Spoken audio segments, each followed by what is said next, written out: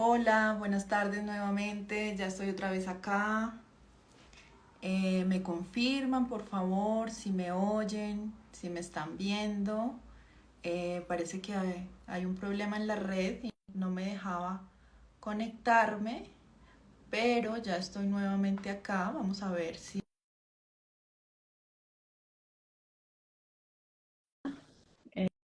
Eh, aceptar.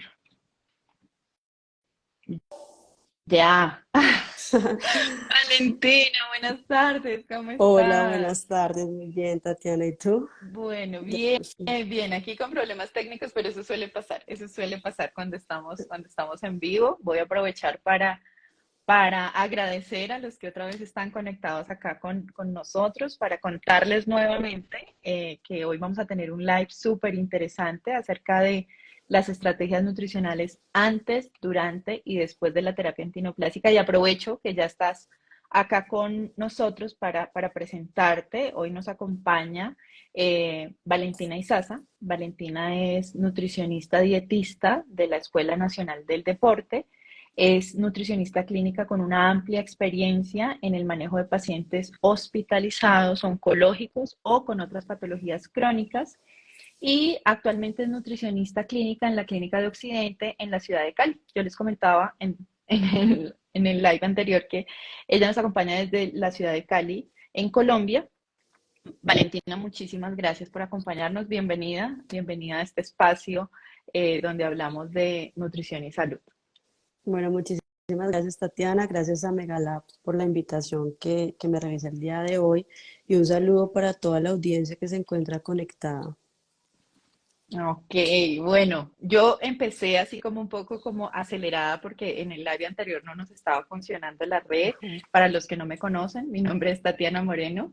Yo soy especialista clínica para la división de Victus Nutrición en Megalabs USA. Y pues nada, vamos sin más preámbulo a ir abordando este tema que, como les mencionaba, es bien interesante. Y para dar inicio y en aras de hacer como un marco de los temas que vamos a tratar, Valentina, quería preguntarte por qué es tan importante ese rol que tiene la nutrición o esa intervención nutricional en el paciente oncológico. Bueno, a nivel del paciente oncológico en general, hablando, se desencadenan varias alteraciones a nivel metabólicas como respuesta a esa enfermedad o esa respuesta inflamatoria inducida ya sea por el tumor o la enfermedad del paciente, lo que va a desencadenar que se interfiera la disponibilidad, el aprovechamiento, la utilización de cada uno de los nutrientes, así que los sustratos pues se van a gastar mucho más rápido y el paciente entra en una fase de catabolismo proteico donde se ven alteradas la producción de glucosa, la síntesis de masa muscular, el sistema inmunitario y entra en sí en un estado de estrés metabólico. Entonces, por eso es importante nosotros desde la parte nutricional poder brindar o garantizar un adecuado aporte en estos pacientes, evitando ese riesgo o esa desnutrición marcada o caquéxica que se presenta usualmente en estos pacientes y lo ideal es que lo hagamos de manera individualizada, no general. Entonces, la idea es que nosotros podamos acompañar a ese paciente desde un principio hasta un final y que nuestra terapia nutricional sea paralela con la del especialista, para así garantizar una adecuada respuesta a ese tratamiento antineoplásico y una adecuada recuperación o que le permita al paciente contrarrestar esa respuesta inflamatoria que está generando esa enfermedad. Bueno, mencionas cosas súper importantes en todo esto porque el hecho de que se tenga que trabajar en equipo, el hecho de poder estar presente en los diferentes momentos de la enfermedad, va a ser muy importante. Y ahí esto me da como la entrada para poder preguntarte cuáles serían como esos principales desafíos o esos retos a los que como nutricionistas nos enfrentamos en ese manejo del paciente oncológico. Bueno, de entrada, nosotros como nutricionistas siempre nos enfrentamos a esa hiporexia o esa anorexia marcada en esos pacientes, entonces lo que va a limitar en su mayoría es la ingesta de alimentación. A su vez, esto va encaminando la pérdida significativa de peso del paciente, a que el paciente llegue a un estadio de sarcopenia, de caquexia y a múltiples alteraciones que se presentan cuando el paciente está desnutrido e inmunosuprimido. Entonces también hablamos, tenemos, no podemos dejar de un lado ese contexto social o o ese contexto psicológico que también induce a que se vea interrumpida esa terapia nutricional, porque encontramos un paciente triste, un paciente deprimido. Muchas veces, desafortunadamente, también encontramos un paciente con abandono social, entonces donde la familia no está constantemente presente para ellos. Entonces, son múltiples complicaciones que nosotros vivimos a diario desde la parte nutricional, que no solo abarca, como te digo, como la parte nutricional, sino también todo su entorno social. Entonces vemos al paciente como un todo. Ah, sí. Entonces, básicamente eso es como lo que se prevé. Adicional a eso, cuando los pacientes inician su tratamiento antineoplásico, ya sea quimio o radioterapia, también se nos ve mucho más limitada esa ingesta alimentaria, y ese estado de inmunosupresión genera que en el paciente pueda tener más susceptibilidad a presentar infecciones durante este tratamiento. Entonces, pues la verdad, desafíos tenemos muchos, que la idea es poder orientar esa terapia nutricional a combatir cada uno de ellos y poder priorizar en ese paciente la calidad de vida que siempre tenemos que llevar de la mano. Así es, y ahí creo que tocas el punto como central de, digamos que el objetivo de esta conversación, que es que no solamente nos vamos a encontrar frente a ese paciente que tiene hiporexia o anorexia por la enfermedad y que está con toda una respuesta metabólica frente a esa condición o a esa situación, sino que si le sumamos la terapia antineoplásica, la quimio o la radio, pues se van a exacerbar muchos de los signos y síntomas que llevan al paciente de nutrición. Y frente a eso surge una inquietud o de alguna manera nos gustaría mucho que tú nos compartieras desde tu experiencia, que además valga la pena mencionar en la institución en la que estás, es una institución con énfasis en paciente oncológico y nos gustaría saber, sobre todo desde la experiencia clínica, cómo es esa ruta, porque no siempre tenemos la posibilidad de encontrar ese paciente desde antes que empieza la terapia, sino que casi siempre nos va a llegar en diferentes momentos. Entonces, ¿cómo es como esas consideraciones de preferencias si logramos tener ese paciente desde antes Sí. de la terapia y cuál sería como esa ruta que nosotros vamos a seguir con el paciente? Bueno, lo ideal es que desde un principio, como tú lo dices, que se inicia ese tratamiento, nosotros podamos identificar a través de un tamizaje nutricional ese riesgo que tiene el paciente, un riesgo alto de presentar desnutrición, malnutrición. Adicional a eso, también tenemos que tener en cuenta la anamnesis nutricional, evaluar qué tanto está comiendo ese paciente, si cubre un 70 o un 50% sus requerimientos nutricionales a través de la ingesta. Adicional a eso, también hacemos una exploración física en donde podemos evidenciar deficiencia de macro, no solamente de macro, porque siempre nosotros nos centramos en masa muscular, en macronutrientes, sino también esa deficiencia de micronutrientes, esos signos físicos que de entrada nos alarman de que hay una deficiencia nutricional. Adicional a eso está la antropometría, el diagnóstico nutricional y por último el plan que nosotros definimos para ese paciente, que también varía mucho porque a veces nos encontramos en limitación con la vía oral, entonces la vía oral no es una opción para este paciente, nos toca acudir como a soporte enteral, a terapias especializadas como la parenteral, entonces todo también va a depender del tipo de cáncer que tenga el paciente, del estadio en el cual se encuentre y el tipo de terapia indicada por el especialista. Ok, ok. Bueno, entonces primero, pues toda esa ruta que tú nos cuentas desde el tamizaje, que además esa identificación del riesgo basado en el tipo de cáncer o en el tratamiento que va a recibir va a ser como un marcador muy importante, ¿no? Para todo lo que va de ahí en adelante. Desde el punto de vista de la alimentación del paciente, hay algunas consideraciones o algunos ajustes que cuando ya se empiezan a presentar esa sintomatología o esos efectos secundarios de la radio, la quimio, sean como esos primeros que vamos a tener en cuenta cuando a lo mejor ya el paciente presenta mucositis, cuando a lo mejor presenta diarrea por radiación o bueno, todas estas complicaciones que sabemos puede tener la terapia antineoplasia. Bueno, nosotros en la práctica tenemos varias estrategias nutricionales con esos pacientes en donde podemos trabajar mucho esa vía oral y la idea es poder jugar un poco con la textura de los alimentos. También nos apoyamos mucho en fonoaudiología. Entonces, podemos jugar con esa consistencia de la dieta. Sabemos que de entrada el paciente lo primero que rechaza es la proteína, entonces tratamos de dialogar con él, diferentes consistencias, molidos, desmechados, o en últimas poder licuar esa proteína en una sopa y brindarle una crema al paciente que para ellos preferiblemente abundan más como los líquidos, o sea, son como más aceptados, entonces poder jugar con ese tipo de consistencia y textura en la dieta. Adicional a eso también jugamos con el tema de las temperaturas. Sabemos que los pacientes cuando tienen alteración a nivel de la mucosa oral, las mucositis que son muy prevalentes en estos pacientes durante la radio, jugamos con esas temperaturas, entonces tratamos de brindar jugos granizados, de paletas, todo eso que le genere una frescura en su paladar y en su boquita.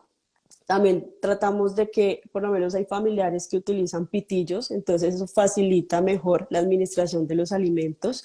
Adicional a eso, cuando los pacientes, aparte de mucositis, también presentan esa hiporexia marcada, esa anorexia, tratamos de disminuir las cantidades, pero aumentando la frecuencia de consumo. Entonces eso también va a Ok. favorecer muchísimo más la ingesta alimentaria en estos pacientes. Como les digo, o sea, es importante no solo ver al paciente, sino que tener esa compañía de su familiar, porque a la final es nuestro aliado con ese paciente, estar allí educándolo, creando herramientas, estrategias que ellos puedan implementar en su casa. Nosotros a nivel clínico pues tenemos un mayor control de ellos, pero cuando ellos van para su casa, pues ya es el familiar, ya es el entorno familiar que se encarga pues más que todo de ellos. Claro, y además que en esto que tú mencionas, que muchas veces también está el estado de ánimo del paciente que se une con esta hiporexia, pues el paciente simplemente puede decir, le puedes llevar los alimentos, pero puede decir, no quiero Ajá. consumirlos porque sencillamente no tengo hambre. Entonces el familiar va a jugar ahí un papel muy importante, alentando a ese paciente, asistiéndolo en esos tiempos de comida, acompañándolo, que además esa compañía durante los tiempos de comida termina siendo también tan importante para mejorar un poquito esa adherencia. Entonces, creo que todos estos aspectos que nos menciona son muy importantes en términos de consistencia, temperatura. Yo voy haciendo como un checklist como para ir haciendo Sí. un repaso de lo que vamos hablando. Consistencias, temperaturas, fraccionamiento y modificación en la presentación de los alimentos, ¿cierto? Todo eso nos va a ayudar en general a favorecer esa ingesta en los pacientes. Hay un tema, Valentina, y ahora que tú empiezas a hablar o que empezamos a hablar como tal de esos efectos secundarios de la radio y la quimioterapia, hay un tema que es muy frecuente o que nos podemos encontrar con bastante frecuencia en estos pacientes y es la presentación de mucositis. Y hay también mucha evidencia o es bastante conocida el rol que puede tener la glutamina oral para ya sea disminuir la gravedad o acortar o disminuir la severidad, sí, o acortar los tiempos de esa mucositis en los pacientes. Desde tu experiencia, ¿en qué medida consideras que esa glutamina va a ayudar a ese paciente en el tratamiento antineoplásico? Bueno, primero pues hablamos de la glutamina como un aminoácido condicionalmente esencial, que en personas sanas sus niveles son altos, pero en personas con un estrés metabólico, con un catabolismo proteico, esas reservas tienden a disminuir. Y cuando yo hablo de estrés y hablo de catabolismo, estoy hablando del contexto de un paciente oncológico. Entonces, en este paciente oncológico es principalmente, se debe suplementar este nutriente porque tenemos varios beneficios, no solamente a nivel de la síntesis proteica, sino también a nivel de tracto gastrointestinal y el sistema inmunitario. Entonces, la proteína, yo voy a hablar acerca de los beneficios que tiene, y es que a través de la mucosa nosotros podemos disminuir esa permeabilidad intestinal, podemos mantener la integridad de esa mucosa y la integridad de ese tracto gastrointestinal, ayuda a la replicación de células, sabemos que es el principal sustrato del enterocito. Entonces, un aporte de glutamina en esos pacientes que por lo general presenta alteraciones gastrointestinales y alteraciones de la mucosa, como la mucositis que es muy prevalente en ellos, este nutriente o este aminoácido es fundamental su suplementación. Adicional a eso sabemos que la glutamina nos ayuda mucho con las células inmunitarias, entonces nos va a ayudar a prevenir esa inmunonutrición que también pues impacta en esos pacientes y en general disminuye los efectos neurotóxicos de esta terapia antineoplásica. Ok. Bueno, yo voy a hacer un pequeño repaso, aunque bueno, estaba pendiente y bueno, no tenemos así ninguna pregunta. Igual en la audiencia, en la medida en que quieran consultar algo, bueno, aprovechamos y vamos a hacer algunos espacios aquí para responder a sus inquietudes. Lo pueden hacer aquí a través del chat, lo pueden hacer a través de la cajita de preguntas. Y eso que tú mencionas es bien importante porque de forma general, y yo creo que en muchos lives hemos hablado de ese rol que tiene la glutamina, de esa importancia que tiene para el enterocito, pero sobre todo destacar eso de cómo en el paciente oncológico, por la misma respuesta que tú mencionabas, por esa, digamos que, depresión que se presenta en términos de que se está necesitando más para recuperación de la mucosa, se está necesitando más glutamina para esa proliferación de células inmunológicas, para procesos de reparación de tejidos dañados, hace que se depleten esos niveles y que de alguna manera se afecten esas funciones normales que cumple y que, como bien mencionabas, en un sujeto sano, pues no hay necesidad o no sería necesario como esa suplementación porque está en niveles adecuados, pero como en este paciente oncológico llegaría a ser un aminoácido condicionalmente esencial.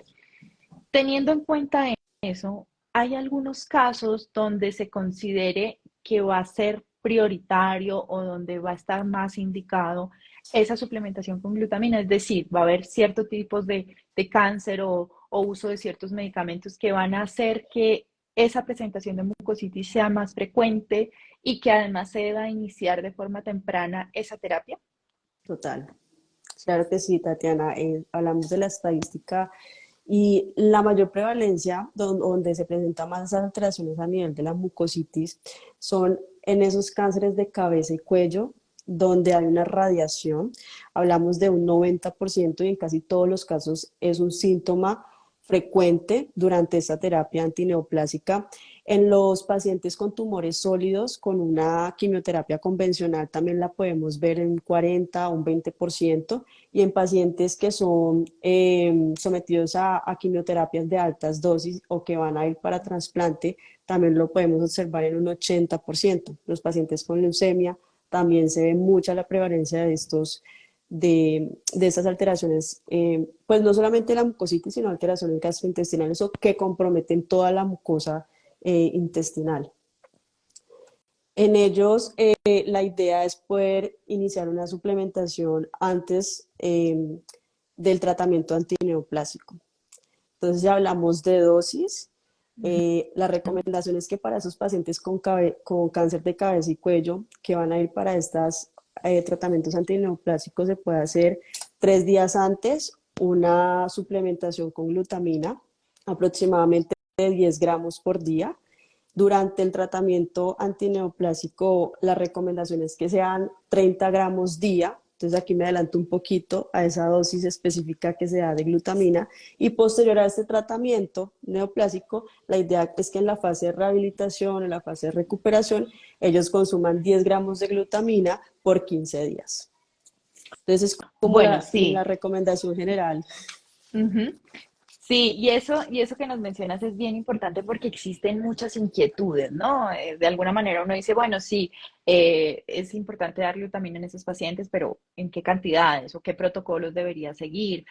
¿Cuándo la debo empezar? Porque como yo les mencionamos hace un momento, no siempre tiene uno la oportunidad de ver al paciente días previos a iniciar la radio, ¿cierto? A lo mejor cuando te llegan es cuando ya le tuvieron que suspender la radio o la quimio porque está tan deteriorado nutricionalmente que le dicen no podemos continuar y hay que suspender. Y ahí, bueno, tú me corriges Sí, si a lo mejor estoy diciendo algo que no es, pero no siempre tenemos como esa oportunidad de verlo antes de, ¿no? Entonces siempre existe como esa inquietud de, bueno, desde cuánto doy que me pueda ayudar, que como tú nos mencionas, a partir de esos 10 gramos ya podríamos empezar a hacer, como por decirlo de alguna manera, como una profilaxis o exactamente. como una represión en esos días previos, sobre todo en lo que tú nos mencionabas, cuando va a ser mayor el riesgo de esa presentación de mucositis. Ujú. Durante el tratamiento, tú nos hablabas de una dosis. ¿Esa dosis es estándar o se puede calcular también por kilogramo de peso? ¿O ustedes normalmente cómo manejan esas dosis, sobre todo durante la terapia? Bueno, la dosis puede ser estándar, pero también depende o varía mucho del tipo o de grado de mucositis que presente el paciente. Entonces, nosotros manejamos una dosis estándar de 30 gramos al día.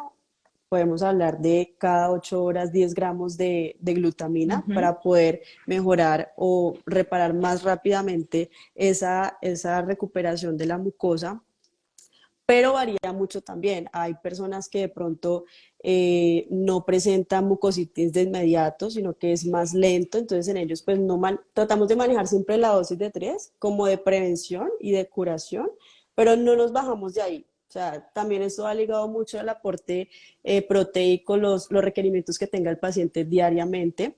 Entonces, por lo menos, pues hay pacientes renales, hay pacientes con falla a nivel hepática, entonces con ellos tenemos que tener un poquito más de control y de ajuste de esos aportes proteicos que tiene ese paciente.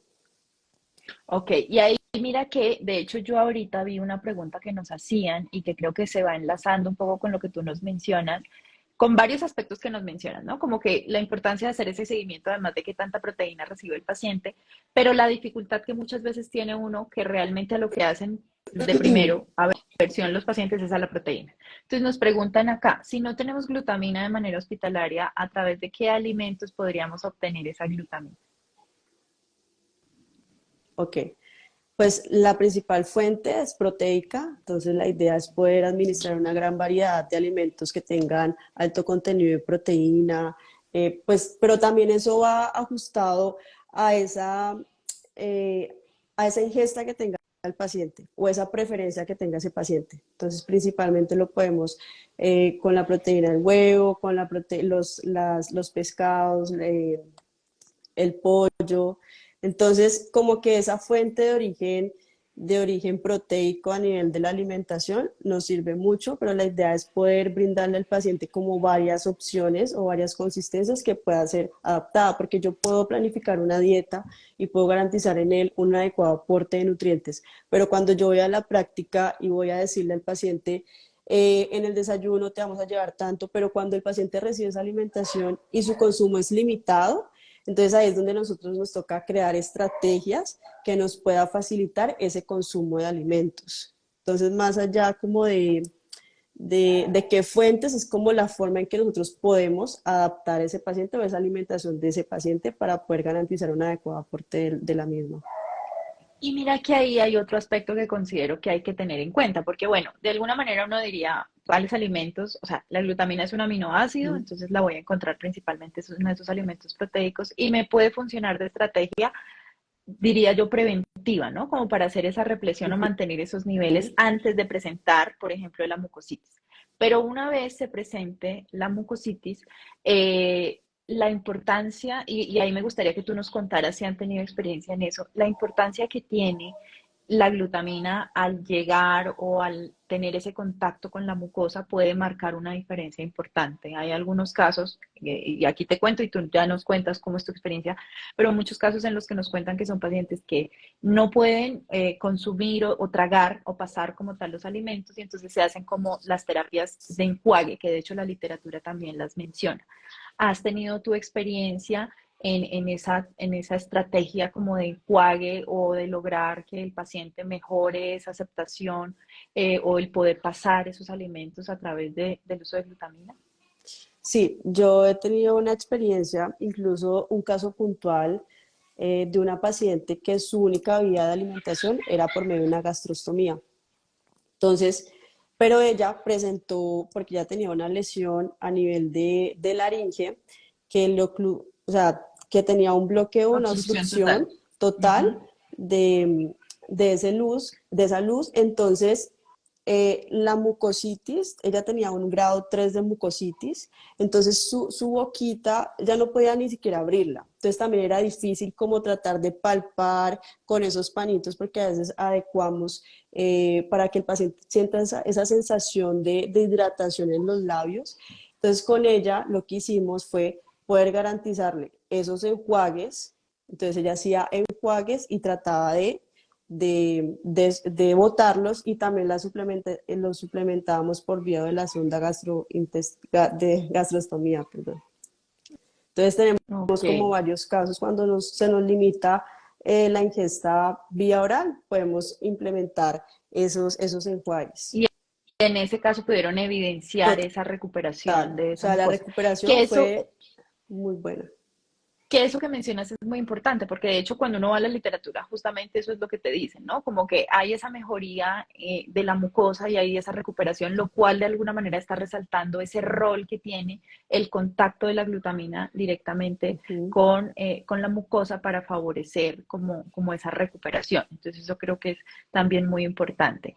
Por acá nos preguntan, bueno, ya habíamos hablado un poquito como de otras estrategias nutricionales, como el manejo de temperaturas y todo lo que nos habías mencionado. Nos preguntan por acá si hay algún otro suplemento que de pronto ustedes tengan experiencia de uso o que hayan usado, sí, pues, o sea, tengan experiencia de uso o que, no sé, tú nos puedas recomendar o mencionar, no sé, como zinc, como otros compuestos que a lo mejor hayan llegado a utilizar con estos pacientes. Pues en la práctica profesional, pues afortunadamente contamos con la glutamina en esos pacientes. No he tenido la experiencia de utilizar otros compuestos, otra terapia diferente o otro nutriente diferente a la glutamina. No he tenido esa experiencia, pero lo podría lo podría investigar y lo podríamos conversar en otro live acerca de qué otras terapias se pueden utilizar en estos pacientes. Sí. Y mira, también no sé si a lo mejor la pregunta también nos permite ampliar un poquito, porque bueno, nos hemos concentrado mucho en el tema de mucositis, pero también pues hay otras alteraciones, ¿no? Muchas veces se Ujú. presentan alteraciones, por ejemplo, cuando el paciente presenta diarreas por radiación o los pacientes cuando tienen derivaciones como ileostomías, como colostomías. Tu experiencia de pronto ahí con el uso de glutamina o de otros compuestos o de probióticos, sobre todo en el paciente oncológico donde hay tanta, digamos que, precaución con el uso de probióticos, por ejemplo, ¿cómo ha sido tu experiencia? Bueno, en mi experiencia nosotros siempre tratamos de individualizar ese paciente, así que la terapia nutricional siempre va a ser individualizada, no en todos los casos se puede implementar. Entonces, como precaución que nosotros manejamos es que en ese paciente que está inmunosuprimido durante su terapia de quimio radio o quimio radio simultánea, nosotros evitamos el uso de probióticos, pero ya con esa fase de recuperación, de rehabilitación, cuando el paciente ha pasado ese ciclo de quimioterapia, nosotros ahí podemos implementar con precaución el uso de glutamina con probióticos para regenerar toda esa flora intestinal que usualmente se ve comprometida y más con la radiación y más con todo este tratamiento antineoplásico. Incluso hay unos fármacos que también alteran esta mucosa intestinal, sobre todo usados en CA de colon y recto. Entonces hay esto produce una enteritis retardada. Entonces, en esos pacientes, ya cuando salen de esa fase de inmunosupresión, nosotros implementamos esa glutamina con esos probióticos y efectivamente nos ayuda a mejorar mucho esa regeneración. Ok, es decir, y aquí englobando lo que tú nos mencionas, que de alguna manera en el paciente oncológico va a ser el grado de inmunosupresión Ujú. y el tipo de alteración gastrointestinal que presente lo que nos va a inclinar la balanza hacia usar glutamina sola Y y en glutamina este caso, como con hablábamos probióticos. con esa indicación puntual, por ejemplo, de mucositis, o glutamina con probióticos cuando también estamos frente a alteraciones gastrointestinales y que no hay una inmunosupresión severa, ¿verdad? Ok, Exactamente. perfecto. Bueno, estoy revisando, por ahora no hay más inquietudes igual, si hay alguna en cajita de preguntas tampoco no hay nada, si hay alguna nos van contando.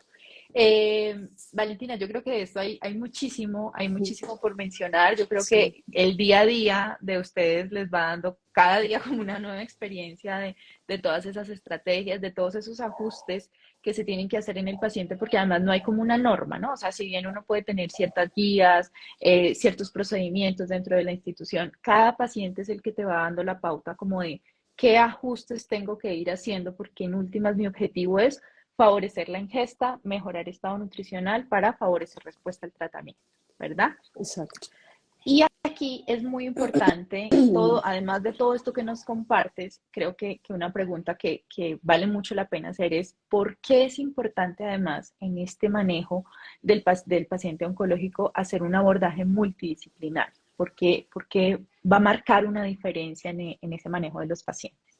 Bueno, principalmente el paciente debe verse desde una perspectiva integral. Entonces nosotros tenemos que estar en comunicación constante, tenemos que tener una comunicación asertiva y ojalá esto se dé entre el oncólogo, entre psicología, entre el médico tratante, entre el internista, entre la nutricionista, porque así vamos a generar un mayor impacto en ese paciente. Entonces no es que el paciente se vaya por esta ruta porque le dice el especialista, se vaya por esta ruta porque se vaya la nutricionista, sino que la idea es integrar todo ese conocimiento en pro de ese beneficio del paciente y en pro de esa respuesta frente a ese tratamiento antineoplásico. Entonces aquí por lo menos, cuando yo hablo mucho de psicología y trabajo social porque la verdad para mí es un apoyo fundamental, es un apoyo con ellas porque la nutrición se ve afectada también por esos trastornos emocionales que sufre el paciente a medida que va en ese tratamiento antineoplásico. Entonces también es importante pues indagar qué está pasando en ese paciente que hace que no se adhiera a un tratamiento adecuado nutricional, que hace que no consuma alimentos desde la parte social, con quién vive el paciente, quién prepara los alimentos, quién lo acompaña a quimio, quién lo acompaña a radio. Entonces para mí mirar ese paciente de manera integral y poder intervenirlo asertivamente en conjunto con el oncólogo, en conjunto con otras disciplinas, también hablando de fonoaudiología, porque en muchos casos nosotros tenemos que apoyarnos muchos en ellas porque dan la pauta de qué consistencia o cómo yo debo adaptar esa alimentación a esa capacidad glutoria del paciente. Entonces es ver cómo ese paciente en conjunto pues sería lo ideal. En este momento pues se está trabajando en eso, pero la idea es poder educar, es poder sentarnos y decir, bueno, ¿qué es lo mejor para ese paciente? ¿Cómo yo puedo ayudarlo desde mi parte nutricional? Pero en conjunto, ¿cómo podemos hacer que ese paciente responda a ese tratamiento, no solo desde la parte nutricional, sino también desde la parte de la medicina, desde la parte psicosocial? Claro, y que además creo que es muy importante que el paciente se sienta tranquilo y Exacto. confiado de las recomendaciones que recibe, ¿no? Y creo que tú lo mencionabas hace un momento cuando decías, bueno, que no vayamos como todos por un lado dando recomendaciones, porque a veces incluso uno sin darse cuenta choca, Exacto. chocan las recomendaciones que a lo mejor le dio el oncólogo de inicio con las recomendaciones que luego ya se le dieron cuando fue a nutrición, con las recomendaciones que a lo mejor se le está dando por parte de otro especialista por alguna complicación que haya presentado. Entonces eso genera en el paciente como que, bueno, ¿y a quién le hago caso? Si al principio el doctor me dijo esto y Ajá. ahora la doctora me dice esto. Entonces creo que el hecho de que entre todos nos comuniquemos, que por ejemplo el oncólogo sepa que el paciente para esas alteraciones gastrointestinales está recibiendo cierto ajuste de alimentos o cierta suplementación, que la suplementación está ajustada y que está, como decirlo, bien planeada, considerando la terapia antinoplásica, da confianza no solo al paciente, sino también al profesional, en Exacto. términos de que el oncólogo se siente tranquilo, que su terapia va a tener efectividad, que la nutricionista está tranquila, que su paciente está teniendo un mejor estado nutricional y por ende una mejor respuesta y seguramente va a tener una mayor recuperación, y que el paciente principalmente sea el que se sienta tranquilo, bien guiado, bien Exacto. manejado. Entonces creo que eso que mencionas es bien importante y además ese énfasis que nos haces en la parte de psicología y trabajo social es un componente clave para ese abordaje del paciente. Entonces, nada, yo creo que hay muchísimas cosas por hablar. Valentina, yo creo que hemos tenido mucha información de valor. Creo que además por eso no nos han preguntado mucho, porque creo que hemos en general abordado como todos los temas, desde los ajustes de la alimentación, pasando por la suplementación, pero considerando también todos esos componentes dentro de la terapia del paciente. Como hablábamos, no solamente favorecer el estado nutricional, sino además contrarrestar todos esos efectos de la terapia va a ser muy importante, ¿cierto? Porque lo que menos queremos es un paciente que tenga que interrumpir su terapia por desnutrición o que no tenga una buena respuesta a la terapia por esta razón. Entonces, eh, Ya vamos llegando al final de este live. Te agradezco muchísimo, Valentina, por toda esta información que nos compartes y de una vez te hago la invitación para que nos puedas acompañar en este y en otros espacios académicos y de aprendizaje. Ay, muchísimas gracias por la invitación. Espero pues seguir compartiendo estos espacios y sobre todo compartir la experiencia que nosotros podemos hablar, porque realmente en la práctica clínica es donde vemos o donde nos enfrentamos a esos desafíos que antes lo mencionamos. Entonces, como tú decías, la guía dice eso en el protocolo. Estar a frente al paciente, es donde podemos ver esas necesidades de ese paciente, es donde podemos contrarrestar todos esa sintomatología, luchar contra el paciente, contra la familia, o sea, contra todo. Entonces ahí es donde nosotros podemos decir, se puede esto, lo hemos implementado y poder también que muchas de las personas que nos están viendo puedan implementar esas estrategias o puedan complementar sus terapias nutricionales. Perdón. ¿Me escuchan? Sí, yo te escucho. Sí. Será, y no he visto nada que nos digan que no nos escuchan. Si no nos escuchan, No, avísenos, es que porfa. se me había desconectado aquí el Ah, audífono. ok. Entonces, poder que ellos allá también en su práctica clínica puedan tratar de intervenir con estas estrategias que realmente son de gran ayuda para el paciente. Así es, así es. Creo que estar alineados con las recomendaciones, poder llevarlas a la práctica, pero también conocer o reconocer esa brecha que en ocasiones puede haber entre la evidencia y la práctica como tal, es bien importante para encontrar como ese punto que va a Exacto. llevar como a la recuperación del paciente. Entonces creo que eso es muy importante. Bueno, pues nada, Valentina, nuevamente muchas gracias a todos los que nos acompañaron el día de hoy, a los que me tuvieron paciencia con los problemas técnicos de inicio, muchas gracias. En serio que para nosotros es súper valioso poder compartir estos espacios académicos, poder transmitir información de valor, poder a través de las redes llevar esa información basada en experiencia clínica, basada en recomendaciones actuales y siempre pensando en ese beneficio para los pacientes. Recuerden no solamente seguirnos en nuestras redes, sino ante cualquier inquietud que tengan, estamos siempre dispuestos a poder ayudarlos. Un placer, excelente, Valentina, te saludan por acá, muchas gracias. Y nada, como te digo, espero poder compartir contigo más espacios académicos como este. Esperemos que sí. Muchísimas gracias por la invitación nuevamente a Mera Bueno, Labs. Que estén muy bien. Nos vemos en una próxima. bueno, ok, que estés muy bien y hasta luego a Hasta todos. luego. Muchísimas gracias por acompañarnos. Hasta luego.